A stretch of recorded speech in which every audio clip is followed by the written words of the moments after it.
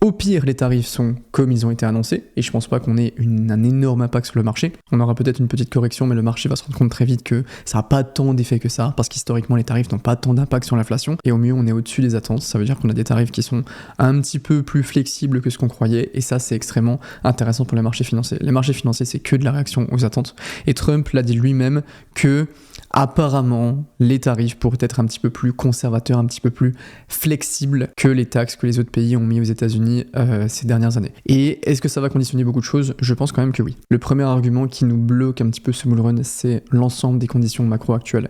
Ici, vous avez un graphique que j'ai fait sur les conditions des emprunteurs américains. Les Américains, donc c'est très représentant de l'économie, ne mettent plus que 4% de leur salaire de côté. C'est extrêmement bas et forcément, ça empêche l'investissement. Regardez les niveaux qu'on avait en 2020-2021, on était à 30, 32%, 25%. Pareil pour la plupart des dettes dans le salaire, on était à 9% en 2021, actuellement on est autour des 11%. C'est logique parce que forcément si les dettes prennent plus de place dans les dépenses des Américains, ils peuvent moins épargner. Mais regardez en 2021, le cycle avait été complètement boosté par la planche à billets, par la facilité d'accès à la liquidité, au crédit. L'argent s'est mis à pleuvoir, ça a fait exploser le taux d'épargne et le taux de dette est tombé entre 9,5 et 10%. Donc c'est une structure parfaite et c'est ça qui a vraiment dopé l'économie. Mais actuellement, on n'est pas du tout dans une situation comme celle-là. On est dans une situation où les Américains gardent de côté de moins en moins. On a eu un petit rebond.